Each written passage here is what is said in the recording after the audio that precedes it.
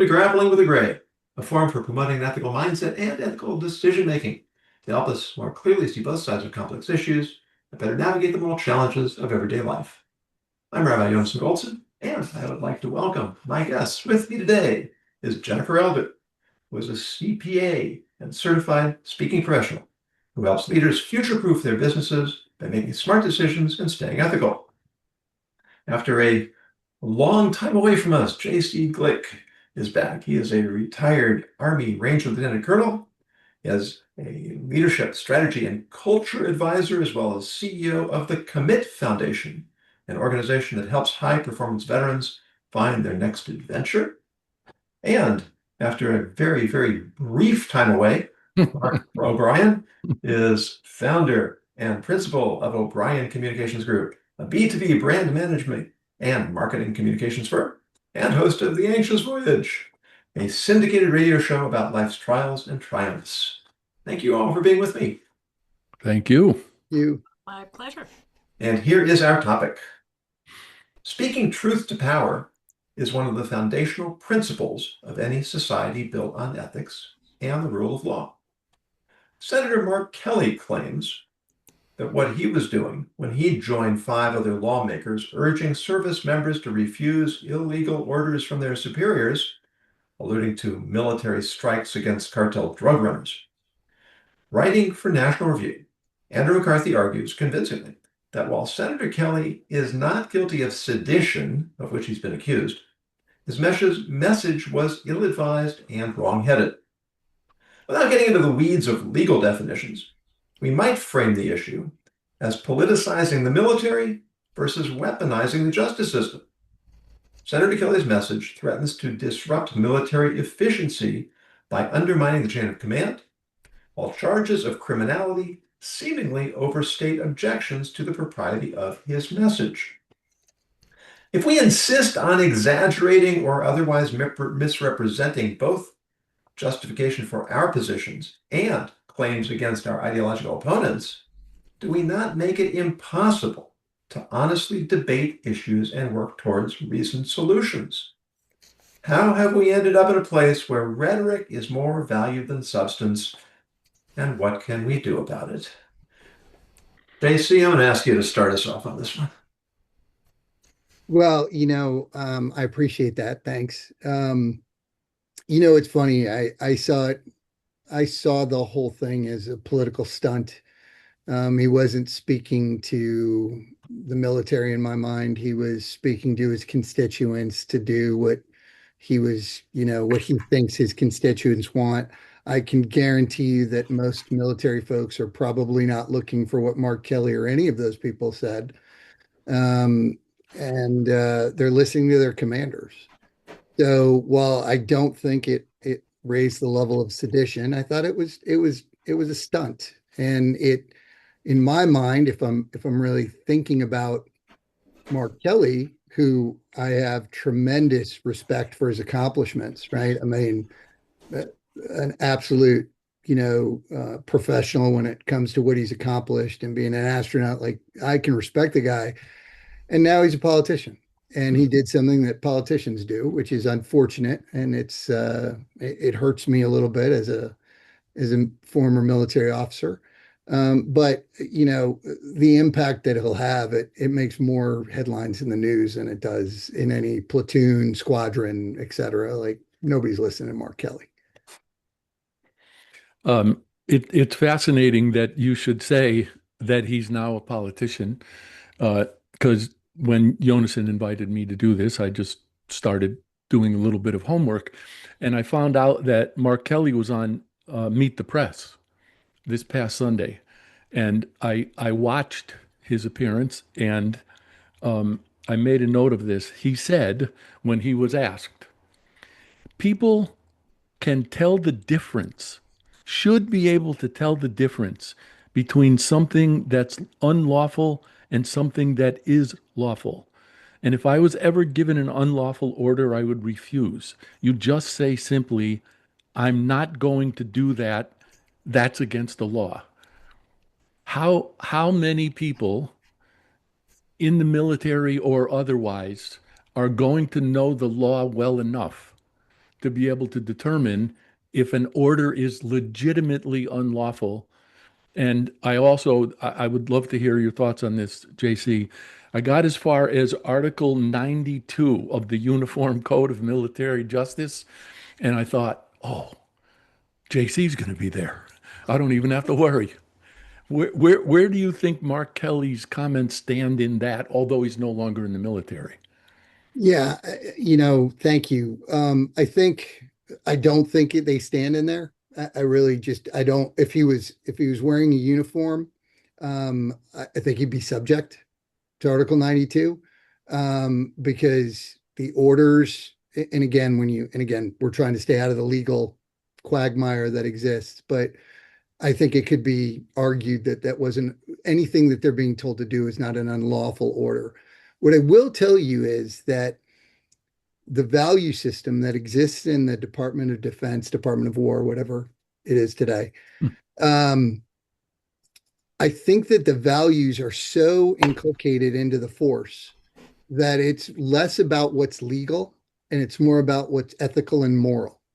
And if they believe it to be an unethical law, I've absolutely had, seen members of the military stand up and say, I do not believe this is ethical. And that's a discussion. And again, we're not talking like life and death situations in these moments. It's, hey, I want you to do this. Hey, explain to me how this fits our values. And our values are very clear and they're really, really hammered home.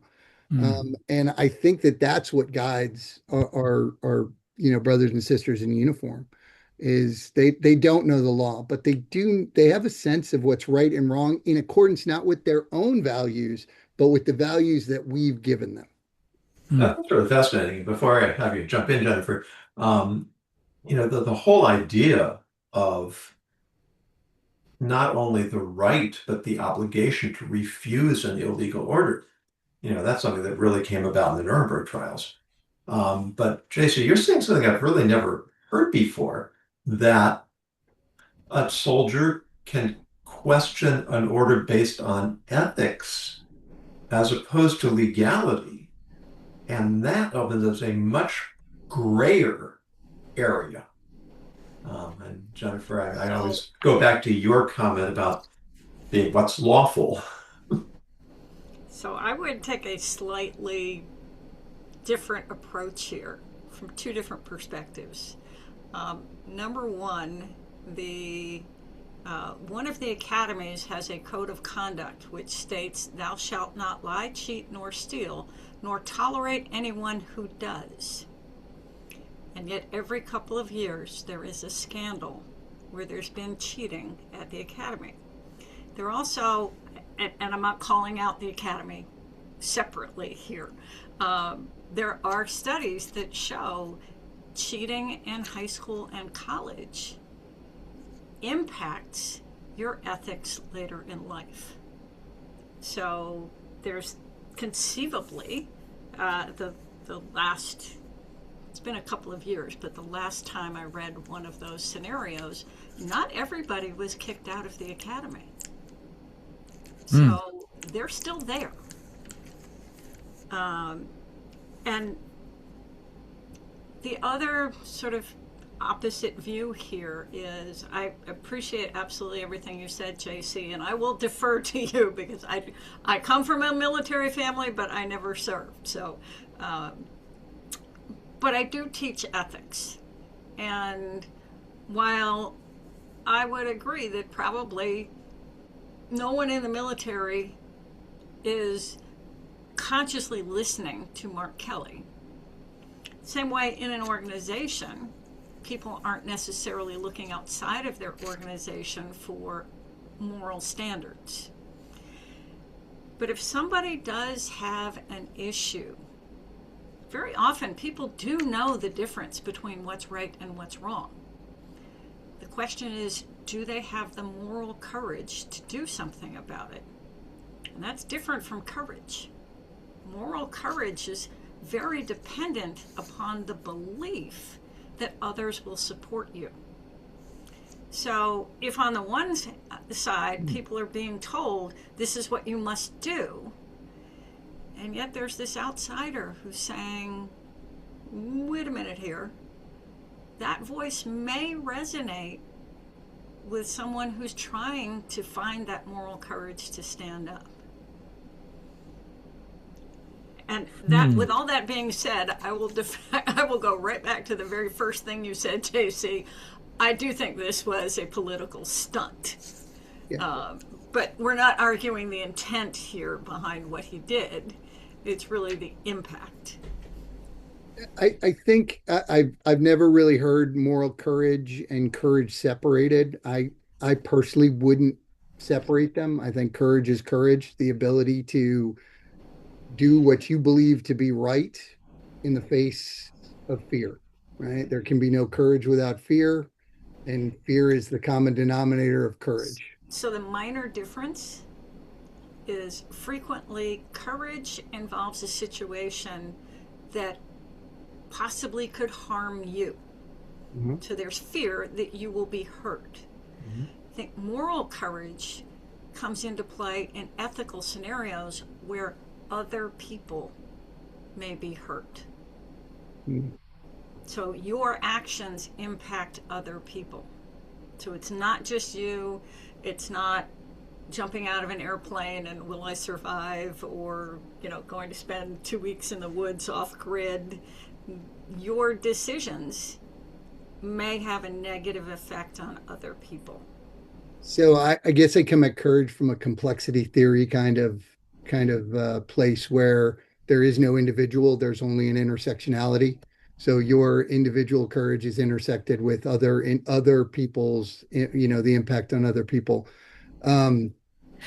Look, I think so. To your first point about, nor tolerate those who do, and those cadets they still go to the academy and they graduate, though that's rare, but it does happen. And I think it should, because I think that if we look at a 20-something-year-old, 18, a college age student and expect them to do the right thing, boy, don't judge me by anything I did in my 20s, 30s, maybe even 40s at this point. A lot of us are very happy that Facebook did not exist. Yeah, but I think we're really good at being able to say, okay, you made a mistake, and here's how you learn from the mistake. I think an absolute, a zero tolerance policy is a negative policy. I don't agree with zero tolerances. I think we have to have them for some things, and then there's a whole bunch of area where commanders have discretion to say, look, this is a blip on the potential of this individual. Look, I think you're always going to have, I always think, when I think about this, what you were saying, I was thinking about the My Lai massacre. And there was an absence of, and there's emotion that gets in this, and there's a whole bunch of things that are going on in this piece. And it's in the moment. And that has to be, I think, judged differently than, okay, we're in this place, we're doing these things, and there's time to talk about it.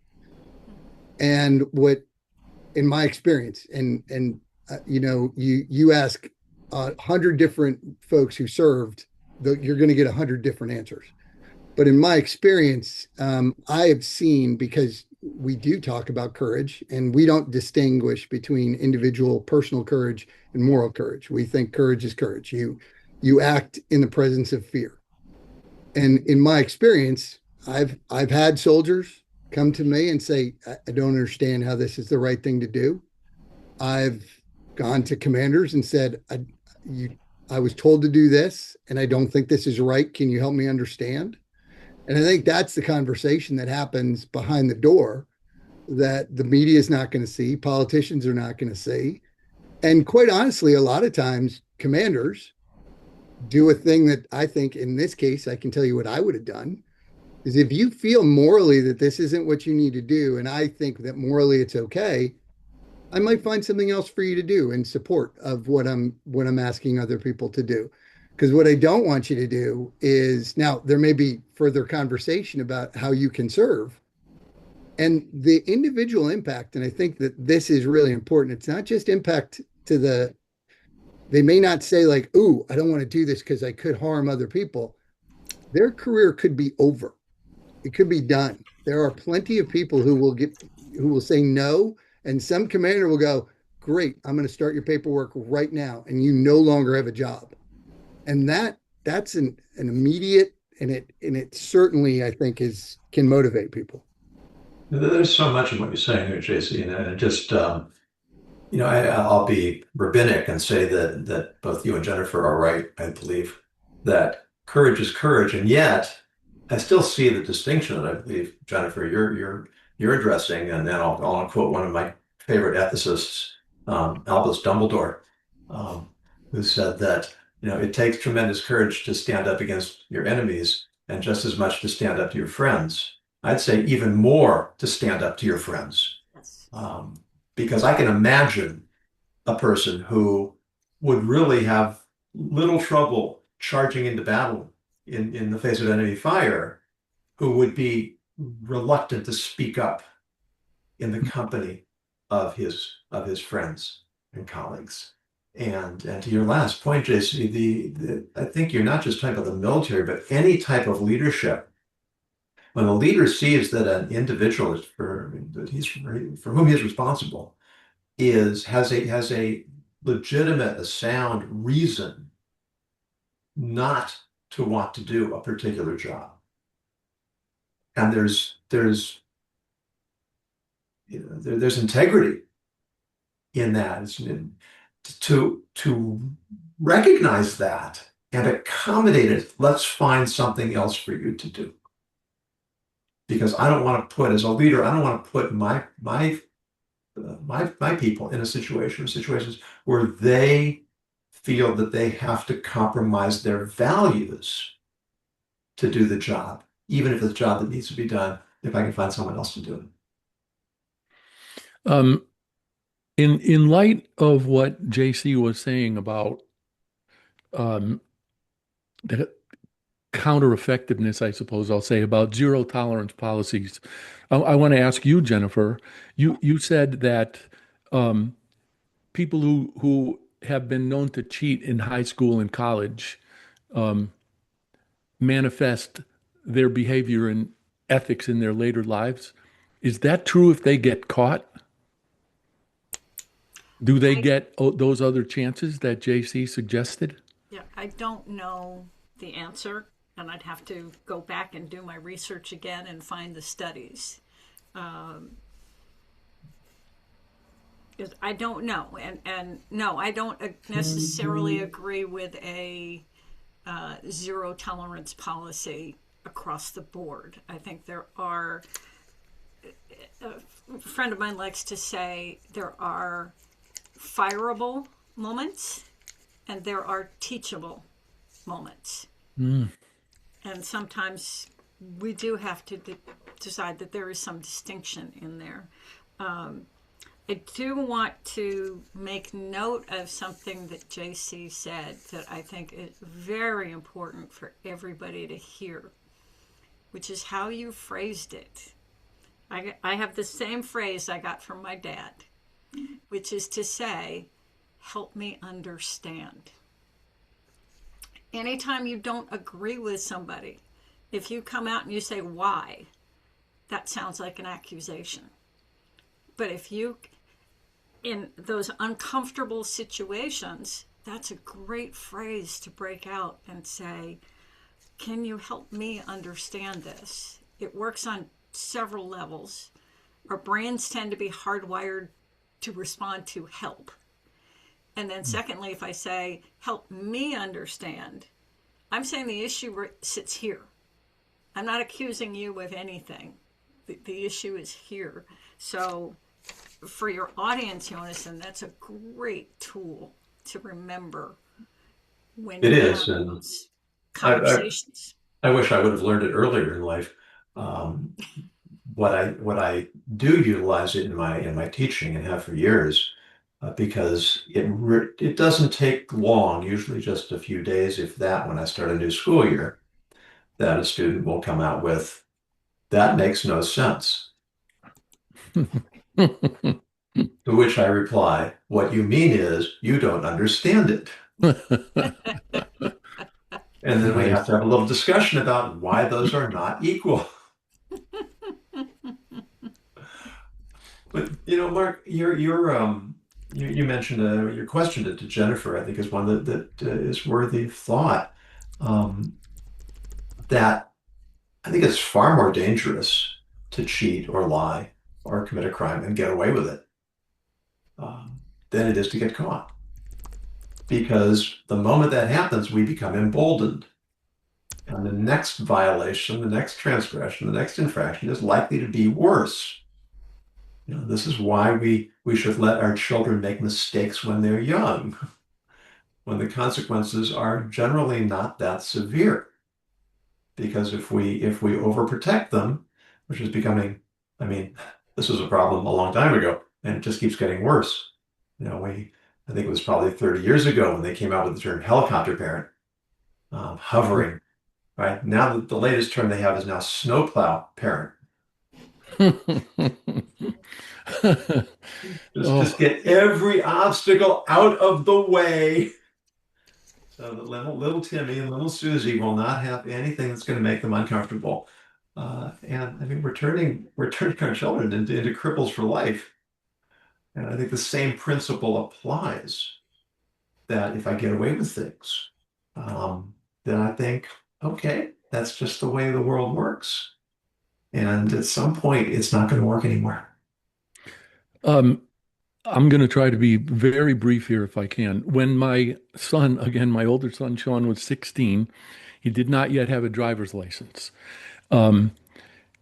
What he did got him accused of breaking and entering, grand theft, auto, and whatever the crime was for driving without a license. He didn't see it that way, of course. He was he was a student at a Catholic high school at the time. And when we went to have our first meeting with the assistant principal, he said something that always stuck with me. If this was going to happen at all, it's a good thing that it happened now rather than 5 years from now. Because at that point he would have been at 21 and he would have got no slack cut for him. Again, to make a very long story short, he got first offender status in the state of Connecticut. He could have gone away for 2 years. The judge suspended his sentence and gave him 100 hours of community service, which he could have done sitting on his can in the local public library. He opted to do it at a Salvation Army soup kitchen in downtown Hartford. And that started to make some lights go on for him about the relatively privileged life he was in the process of messing up. The school took 2 weeks to decide whether or not he would be allowed back, and he was. And I ended up taking him to family counseling, et cetera, et cetera. I think that was the best thing that ever happened to my son, because all of the lights that you would pray would go on went on. And a kid that he had gone to school with from middle school through high school, after Sean went through that, asked him to do something equally stupid and criminal. And Sean said to him, "Are you nuts? Do you know what I just went through?" No. So to your point, Yonason, agreed. I think, Mark, your question sparked me, what if they got caught? What was there a correlation? And I did a quick kind of academic search here, and it's interesting. It depends. It looks like from some of the literature findings, it depends how it was handled. Oh, I agree. If it went on their record, yes, they were more likely because they felt less trusted. And again, when a person doesn't feel trusted, they act untrustworthy, right? If it was on their record, they were more likely, and it was known by employers, et cetera, they were more likely to blame corruption on that incident. However, there also are some papers out there that talk about if it's handled as a learning moment and then it can actually lead to higher ethical standards and a better understanding. And again, I don't want to compare what, a young man or woman does in the military. Again, they're young, right? They're the mistakes that we make. And I will be the first to tell you, I have gone to bat for soldiers who had DUIs, which is supposed to be an automatic, you're out. And I looked at the potential, I looked at the mistake, and I said, look, we've like in some cases, I always used to say fair is not always equal and equal is not always fair. Mhm. And I really, the military likes to do equal. And I don't believe in that. I think we got to be fair. We got to think like oh shucks. I'm doing that for you, Yonason. I'm not swearing. One oh shucks should not, negate a whole bunch of attaboys. And I think we have to be really thoughtful on that. But when I look at, kind of going back to, again, I find it hard to believe. And especially like I'm old enough to remember kind of who Mark Kelly was before he was a politician. But I find it hard to believe that our young men and women serving in uniform are moved by people that are not their parents or their commanders or their leaders. I just don't see it. And again, I was in great units with great leaders and great men and women, but I don't think I had a tremendously different experience than what exists out there. You could also ask what was Mark Kelly's intent by saying this. Wow. How cynical should we be? I mean, I don't know the answer there.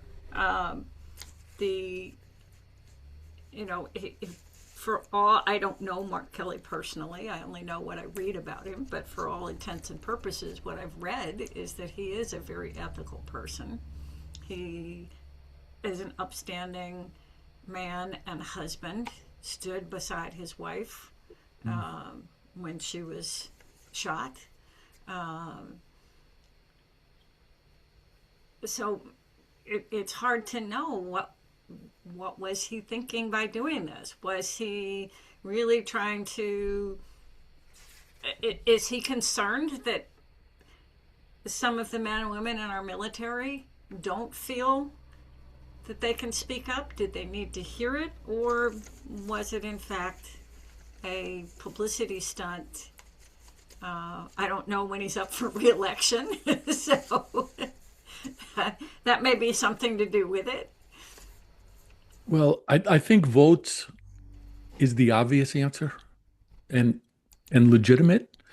Among other things, I think it's an indication of the polarizing figure that President Trump is.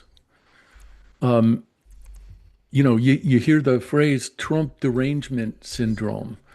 I mean, I'm not saying I agree with everything he does. I positively don't agree with everything he says, but that man's ability to inspire irrationality is mind-boggling. Yeah, and really on both sides. I mean, I think you've got half the country is suffering from Trump derangement syndrome, and the other half has Trump messianic complex. And it drives me nuts because I can admire certain things about him and deplore other things. But just before you jump in, JC, the what you said about fair not always equal and equal not always fair, I think it's a wonderful phrase. And I think it really encapsulates the essence of ethics that, those zero tolerance policies, it doesn't make any sense. It's like in schools where, a bully beats up a kid and they both get suspended for fighting. It's ludicrous. But what it really is an abdication of decision making Ooh. to black and white rules. And that way we don't have to think, we don't have to defend our decisions, we don't have to explain ourselves to parents, sorry, it's this policy, but it really makes us amoral because we're not making these decisions, we're not even grappling with them. I agree. I once told some folks that if you just want me to follow policy, you can get anybody in this seat. You don't need a leader. Leaders are supposed to be able to look at things and make determinations based on the situation.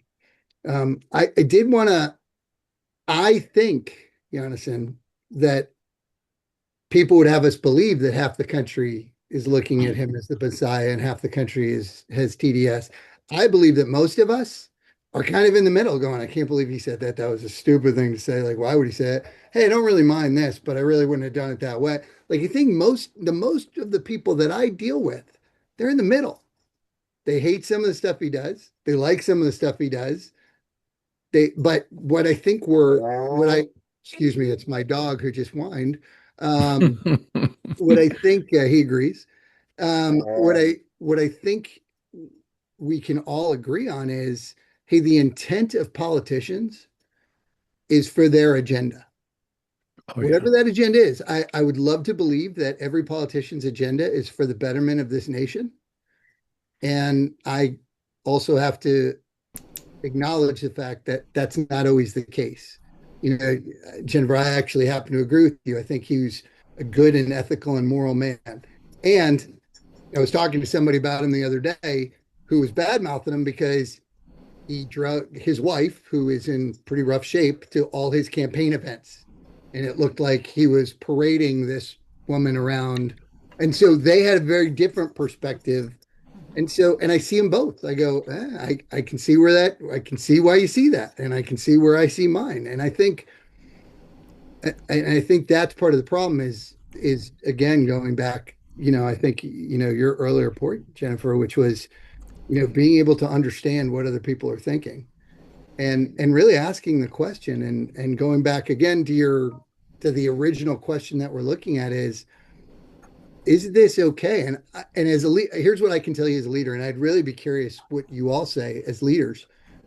As a leader in the military, I would have welcomed this situation because it would have given me an opportunity to have these kinds of discussions with my subordinate leaders and my soldiers. And it would have meant a lot to me.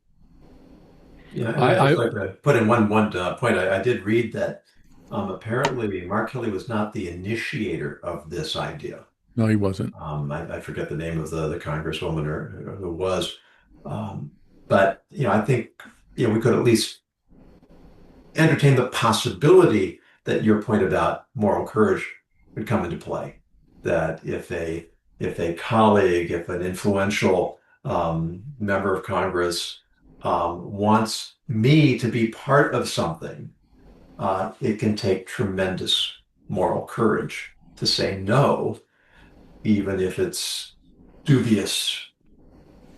And that's an interesting point, Yonason, is that there were 5 people who forwarded those thoughts. Mm-hmm. Yeah, they have been ascribed to Mark Kelly. Right. Good point. He's become the face of this, even though there were 4 other people involved directly. Yeah, so 6 out of the 6 altogether. They call them the seditionist 6. So more hyperbole. Is there, going way back to the beginning of the conversation, is thinking about, how have we gotten to this point where it is a lot about shock and awe and making headlines. So it's not the seditionist 6. No, this has been ascribed to Mark Kelly. So he obviously is the one that has the bigger name recognition than the others involved. But the media is skewing it to be that it sounds like it's just him who said this, but it's not. So that's a struggle. We don't know. We're only getting a piece of the story. Mm-hmm. We're not getting the whole picture. And even to the person who thought that Mark Kelly was a bad husband because he's dragging Gabby Giffords around, we don't know that Gabby didn't say, I want to go. I want to demonstrate that they are not putting me down. We only can make we make our own opinions and somebody, in the news media may have said, how horrible is it that he's dragging his wife? And then all of a sudden, other people picked this up. I think, I'm going to show my age here, but you might remember 60 Minutes and Counterpoint. I loved those segments to show that there's more than one perspective to things and to show them side by side. And they never really came around to deciding who was right, but it demonstrated some critical thinking and let the audience decide. We're not doing that anymore. We're feeding the audience the soundbite answer. Yeah, and if you can remember the Saturday Night Live parody of that, Oh, which yeah. actually sounds more like what you hear on cable news today, just name calling and personal Jane, attacks. you ignorant. Yes. Yonason, sorry, Jennifer and JC, you don't know about this. There's an acquaintance of Yonason and me who holds this thing every Thursday morning at 11:30 that he calls the Friendship Bench. And another person that we also know, Yonason, said today, in trying to make the point that everybody is different and everybody's going to bring different points of view to the Friendship Bench, he said, we can't have complete uniformity. That's MAGA. And I thought, you know what? You were doing all right until you decided to take that cheap shot. JC, I want to take a crack at answering your question. I don't know. I sincerely don't know if I qualify as a leader, but I tell everybody who comes to work for me, you are not being paid to say yes to me.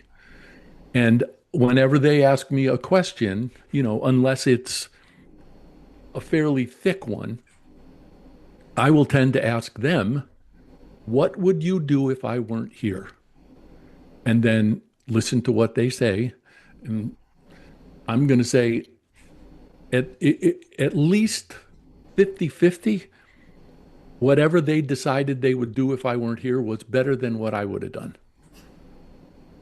So, and I frankly, I don't think I could operate any other way. I said to somebody once, you know what? I'm perfectly happy to tell somebody what needs to be done. I am not at all happy to tell them how to do it or how it needs to be done. You remind me of a very poignant story from the sages of, I guess it was at least 1,500 years ago. The sage by the name of Rabbi Yochanan, his main disciple died, and he went into a deep depression. And so they found another scholar of his stature, this disciple's stature, to sit in Rabbi Yochanan's class to try to stimulate him and engage him. And everything Rabbi Yochanan said, this scholar would offer 24 proofs that he was right. Didn't take long before the rabbi lost all patience. He said, I don't need you to tell me I'm right. I know I'm right. But my disciple, he would pose 24 challenges to everything I said. And by working through his questions, we came to a much deeper and richer understanding of the truth. So that being in lockstep, which is not the neither political side has the market cornered on uniformity of thought. I believe it was Carlos Fuentes said, perfect order is the forerunner of perfect horror. But Okay, I love JC, that. I would Yeah. agree with you that as in a past life as a leader and a CFO for organizations, situations like this would become a discussion time, or what I called them dilemma debates. So something came up, there's not a perfect answer here. Let's have a conversation. What if somebody, in this scenario, I might turn it around and say, what if somebody criticized our organization and it really wasn't their place to do that? How does that impact us? How would you handle this situation? And as a CFO, I always would talk to my staff and say, okay, we all need to know who to ask questions of. So if you don't know, if you're uncomfortable with something, who would you go to? And thankfully, most of them would say, I'm happy to come and ask you. And then I would look and say, and what if I'm the one you had an issue with? Ooh. Who would you go to? And most times they kind of look at me with that confused dog look. Is there something I should be worried about? And no, but I want you to know that I'm not above these rules. And I'm not perfect by any stretch. I make mistakes. And if you think I'm about to make a major mistake that's impacting our team, that's impacting you personally, that's impacting the organization, I want to know that you feel comfortable raising your hand and asking someone. And Wow. especially with younger people nowadays, they're not comfortable with direct conflict. It's been my experience is that, when I was growing up, if you didn't get along with a kid in high school or elementary school, you duked it out on the playground. Now, you're not allowed to have conflict. Everybody's got to sing kumbaya, but that's not the way the world works. So I think it's important for all of us as leaders to make sure that our team feels comfortable speaking up, that and as leaders, we have to model the behavior. So if we see we're having a conversation about something, not everybody is going to raise their hand and say, Jen, I think you're off the rails. But if I look around the room, sometimes I see people who just start leaning back. And maybe not exactly giving me the side eye, but still they've gone quiet. You have to reach out to that person and say, hey, it looks like there's something you're not 100% on board with. Is this something you want to talk through now? Or should you and I have a conversation later? Because I don't want to force somebody to, get into what they think is conflict in front of other people. I'm not trying to put them in a hot seat, but we can model the behavior and invite conversation and encourage people to ask those questions so that JC, when they come around to it and they don't agree with something, that they're willing to pull the leader aside and say, can you help me understand why this is a smart thing to do? Yeah. Just my one recommendation is Julia Sloan wrote a book called Learning to Think Strategically. And it's one of the best in her work. I think it's on the 5th edition. She's working on 6th edition now. But in her 5th edition, she really captures how to create a comfortable conflict within your organization so that people do have that freedom to disagree, to think, because that's where strategy happens. That's where innovation happens. That's where organizations get better. And I've been lucky to be parts of organizations that were like that, but I never was able to articulate it as well as Julia did in that book.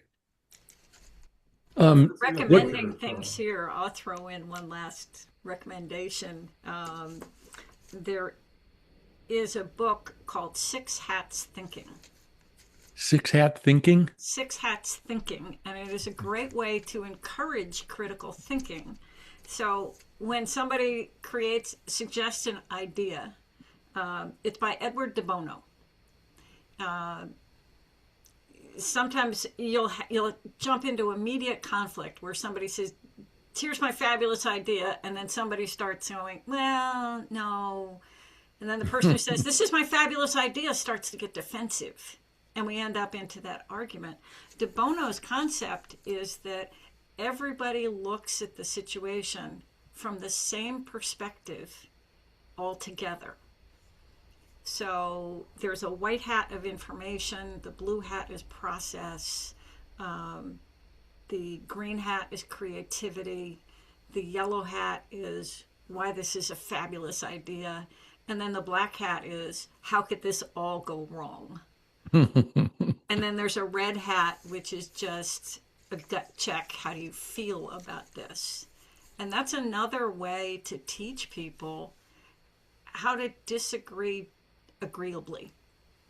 Or I like the phrase comfortable conflict. The point you made, Jennifer, about, that's not the way the world is, that raises another aspect for me of what you were calling helicopter or snowplow parenting, which is you introduce the possibility of the forbidden fruit. And one of the examples I always think of is when the highly recruited kid from University of Maryland, Len Bias, was coming out and was drafted by the Celtics. And I don't even think he survived the night that he was drafted because he died from cocaine poisoning. And so there was all kinds of publicity about that, and my boys were aware of it. And I said to him, look, if people tell you that performance enhancing drugs are not going to enhance your performance, don't listen to them. They do for a while, then they kill you. And that's why they're so dangerous. But I think helicopter parents, snowplow parents put their kids in the position of finding out about things later on, like drugs and sex and alcohol, and think, oh, that's why they didn't want me to know about it. That's why it's dangerous in my estimation. And my son works for one of the really, really big investment banks. And when he was hired, they took all the new hires out on a cruise on, I guess, New York Harbor one evening. And it's an open bar, and everybody's having a nice time. And two of these guys who'd just been hired had a little more to drink than they should have. And someone dared them if they could jump off the boat and swim to shore. Oh. That they did survive the experience, but their position in the firm did not.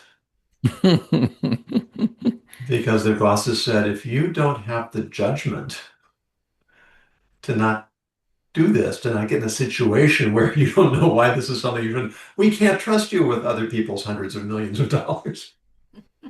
Just, Yeah. it wasn't meant to be punitive. It was just, you haven't demonstrated the responsibility. And, who knows what they may have gotten away with at earlier points in their life. But as we're talking about this, I just go back to thinking about, one of my least favorite phrases, which is groupthink. And that what you're describing is, or what person on the bench today was describing as the unity of thought. When we're all just nodding and repeating the same mantras and the same bromides, and anybody who deviates from the party line gets attacked, then we become more insular. We become more fixed in our thinking, and we become more defensive because we haven't had the opportunity to think through our positions. So we're really insecure about what we think we believe. And the only outlet for that insecurity is to attack people who aren't in complete lockstep with us. And when you have two different sides that are both engaging in the same type of insular thinking, then it's inevitable that they're going to be attacking each other with religious furor, because everything has turned into dogma. And dogma you don't defend logically. You defend it ferociously. I was having lunch one day with a client. His name was Don. We were joined by a gentleman named Bill, who was a customer of Don's company. And Bill said to Don, I heard that one of your people just made a mistake that cost you a lot of money. And Don said, yeah, he did. And Bill said, did you fire him? And Don said, no. Why would I do that? I just paid $50,000 for his education. That's leadership, JC. Concur, completely concur. I'm as you were talking, Yonason, I was thinking about the academic Ellen Langer, who's famously said, it is impossible to know anything because everything we know is always changing. And I think when you accept that, you open the space. And I'll just share this personal anecdote because it's when I figured out I finally started to maybe mature in my life a little bit. My wife and I were having a disagreement about something, and we were kind of in the middle of it, and she said something, and I went, "Stop. You're 100% right. I was wrong. I was looking at it the wrong way. That's the right way to look at it. I'm sorry." And she went, "Wait." She was like, "Wait a second.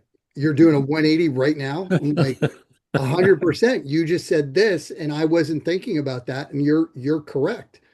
She goes, "Well, I still got more good stuff to say. Hold on a second." I'm like, "You can get it out, but you win. Like, you're right. I didn't think about this." And I think that when we can start listening to understand instead of listening to argue or listening to defend, I think we're just better. I think we're going to be better humans. I think we're going to be better to each other. And I think it's the beginning of empathy, right? I may not even agree with you, but I may start to respect your opinion or see where you're coming from or seeing what lens you're looking through because of the things you've been through. And I really think that that's kind of the work that we need to do today. It's really not about making. I don't think conflict has to be contentious. Mm. I think that we can have discussions and I can disagree with you and still love you. I can disagree with you and still think you're an awesome person. It's when we've decided that an opinion on a thing encapsulates all of who you are. And therefore I don't like the idea, so I don't like the person. And I think that's incredibly damaging. And I think that there are lots of entities that would love us to see the world that way. And I refuse. I think there's lots of people who I violently disagree with on some stuff. I still think they're awesome people. I just don't agree with them on that thing. And I also think I'll put it a different way. I'm not sure there's a better way to learn about people and to learn to care about people if you don't disagree with them. Because if it's all complete agreement all the time, what do you learn? I don't. Oh, absolutely. I mean, I don't know if any of you have been on with Sam Artery. He's been on a few times. Yeah. Now he has a book called Positively Conflicted, um, Hmm. which is actually a very good read. I often struggle with books I'm asked to read, but his was a pleasure. And he was a lawyer who became he's now a mediator. Hmm. And he tells this wonderful story about he was having an argument with his wife, and he was using his lawyer skills in the argument. And at one point, she finally said, "Sam, do you want to be right or do you want to be married?" Yeah, Or I've heard him tell the story. the other way of looking at it is, you know, you can hate the sin without hating the sinner. Mm. And, I've been married for 30 years now. Have I agreed with absolutely everything my husband says and does? No. Do we disagree on some major issues? Yes. But I can disagree with the viewpoint without getting divorced. It doesn't, it's just a viewpoint. It's not a core element of who he is. And he's still a loving friend and spouse. So, I think that's, right at the beginning, Yonason, you were talking about the exaggeration. And I think we see too much of that with where people are looking at the human instead of the thought or the action. And they are condemning the human. So it's, you didn't like my post, unfriend. It's like, can't we have a conversation about this? I just because I disagree with a viewpoint doesn't make me an evil person. But I think It's, we've lost that ability to debate. yeah, I mean, James Carville, what's the name of his wife? I can never remember her name. Oh, Mary Uh, Matlin. yeah. Yes. Yeah, so he's what, and I'll be a little less diplomatic than I usually would, and I think of him as sort of an off the rails liberal, and his wife is a very solid conservative, and they're married, and they're still married, and they go around and actually talk about how they can have a happy, successful marriage, despite vastly different ideological points of view. I was in a Good gym for one them. time, and there was a TV above where I was working out, and there was some talk show on it. But a guest on the talk show was Jordan Peterson. And there was a couple on the show who had divorced.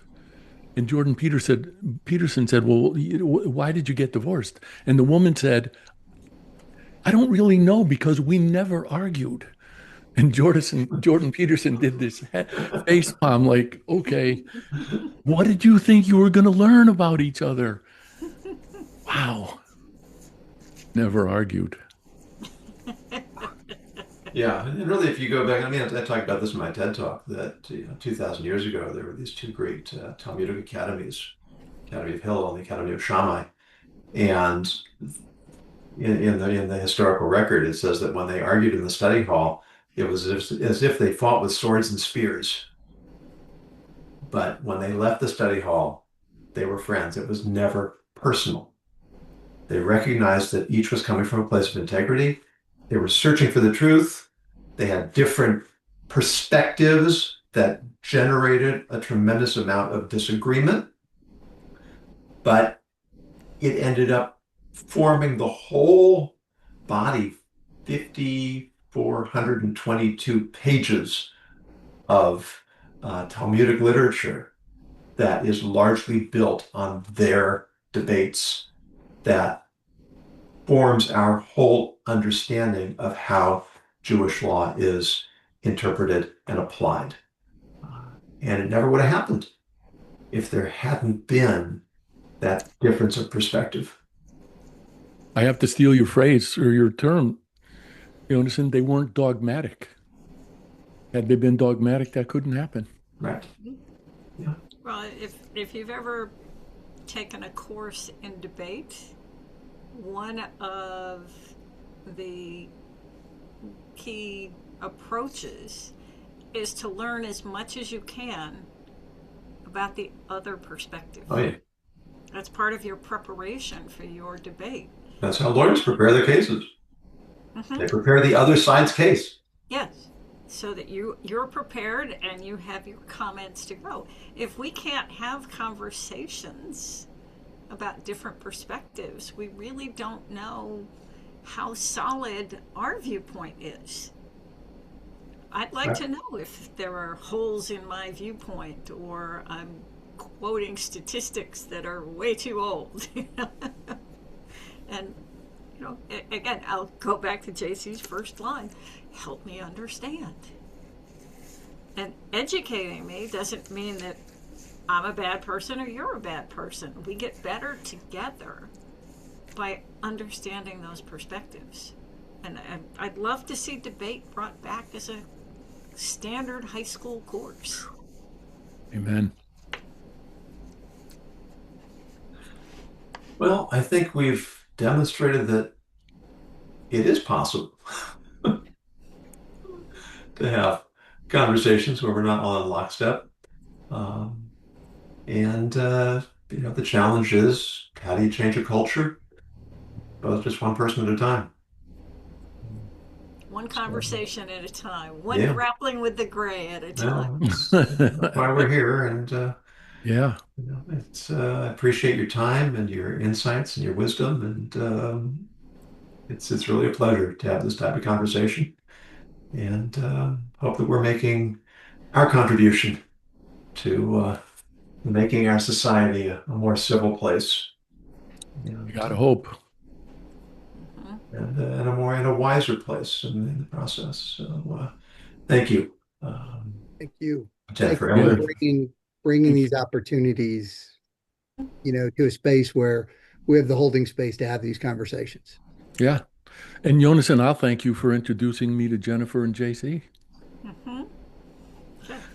It's a wonderful space to raise issues, to demonstrate some critical thinking, to demonstrate we can disagree without being disagreeable, and meet some fabulous people while we're at it. It's a bonus. Yeah, Yes. and usually I sort of end the first segment after about 45 minutes, but I just didn't want to interrupt this conversation. So for those of you who are watching and listening, what would otherwise have been behind the paywall, you get for free.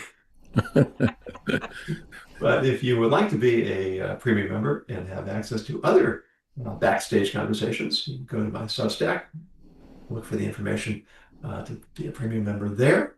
If you have a topic that you'd like us to take up in a future conversation, go to my website, ethicsninja.com, use the contact information, submit your idea if it's compelling. We'll definitely use it in the future. But for now, Jennifer Elder, JC Glick, Mark O'Brien, thanks so much. It's been a real pleasure. And as always, we encourage you to continue grappling with the gray.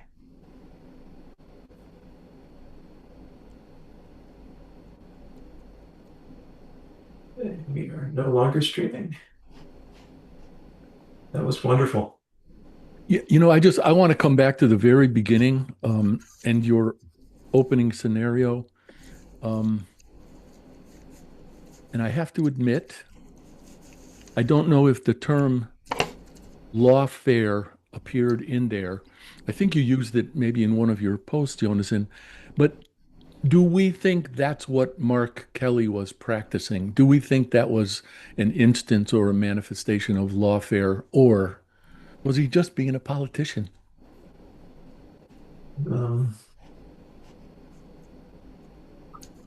Well, I don't know.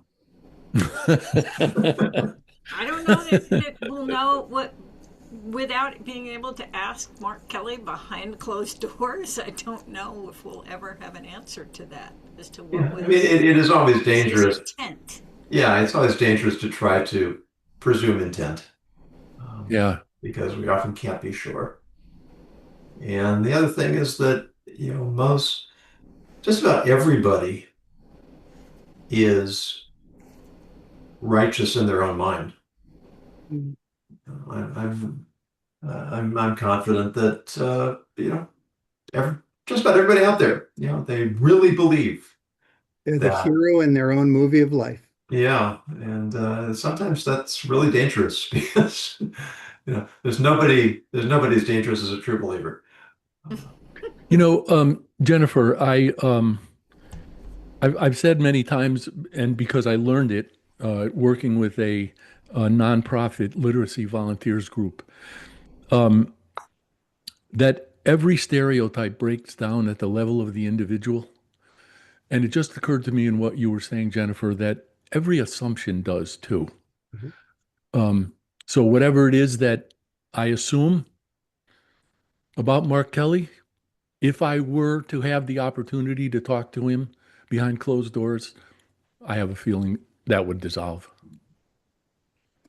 I think the problem now is the political landscape is such that I don't know that, we even have room to make positive assumptions on intent on either side. My wife and I joke that, we'll be fine unless any of our kids come home and say they're going to be a politician, and then we're going to figure out how we failed as parents.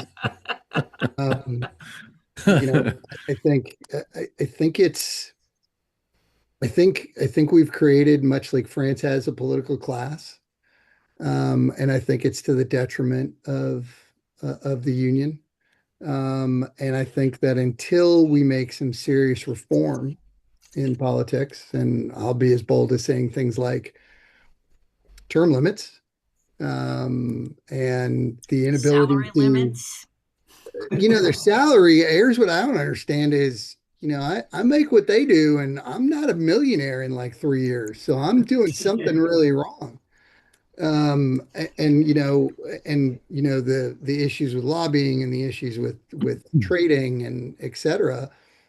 until we've made some serious reform in the system, and the people who are able to make that reform are in the system and benefiting from the system, I think we're just in a really, I'm optimistic about the future, and I recognize that there's some serious change that needs to be made.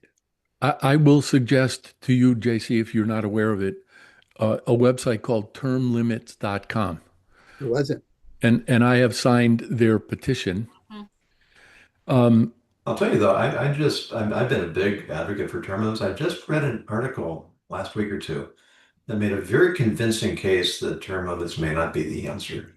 Oh, Yeah, we'll have to go There back are and find it. some, But there are some challenges. yeah, I mean, really, I was very surprised by perspectives I had not considered that were very coherently presented. And And JC, you know, I I agree with was, you. yeah, I was a huge supporter of Feingold, the campaign finance bill. hmm It created way worse problems than it solved, in a way that I don't think was predictable. It certainly wasn't predicted. May have been predictable. But this is the Unintended problem. consequences. Yeah, exactly. Yeah. And that doesn't mean we can't. That doesn't mean we can't and shouldn't take action. It just means we really have to do everything we can to see all the angles before we get on board with something. I would also like to see politicians tested on the Constitution they swear to uphold. I am by no means convinced that the large majority of them have read the thing. I would like to see a list of the approximately 35 to 40% of the members of Congress that owe back taxes. well, There's a reason why the IRS is so far behind in their technology. Not because they haven't been asking to update from dot matrix printers and DOS-based systems. They have been. But Congress will not vote for it because there are way too many of them who are terrified of what the IRS will find out if they are up to snuff. I encourage you all to pull out again Thomas Paine's Common Sense, and just every place it talks about the crown, put in Congress and the Senate. And it's almost verbatim. Like what we were fighting for it's become what we fought against. Absolutely agree. And we, but I don't think that they're required to read that anymore. No, I'm sure they're not. Yeah, I don't know if they'd understand it. Frequently, my spouse is the one who says, our founding fathers are rolling over in their graves based on what's happening. They served our country. They didn't serve a state. They served the country as a whole.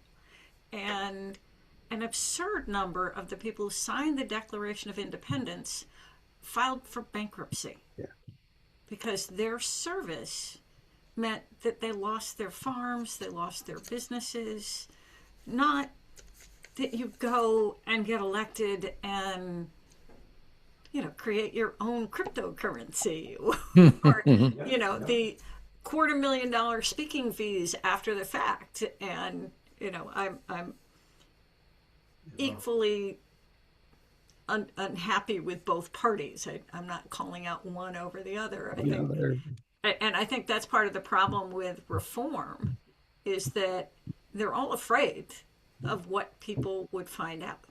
I think that's why I keep writing in Jen, my wife, for president. But well, I mean, look at where we are now that Marjorie Taylor Greene has suddenly become the voice of reason and moderation. There's a bizarre switch, isn't it? On the subject, Bill Maher, too. On the subject of term limits, I would like to get behind closed doors the founding fathers and ask, well, two questions. One, why they suggested 2 years in the House of Representatives and 6 years in the Senate. And two, whether they think that's feasible anymore Mm. in I'll call it the modern world. That would be fascinating.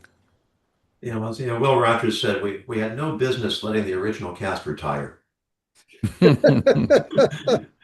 the other thing to think about with our current political system is it wasn't designed based on our current reality. It was designed based on the fact that people could not communicate easily. Right. They could not, people had to travel. So we had elected officials who could leave and travel by horseback or stagecoach and report back. But we have this little thing called the internet now. Yeah. What's that? I have to drop. My wife just got home. I think it's time, but thanks, folks. Thank Casey, you. it was a Thank you. pleasure. And Jennifer, Mark, always a pleasure. Rabbi, this is the second one you've had me on with military stuff. I can do other stuff too. I have no doubt.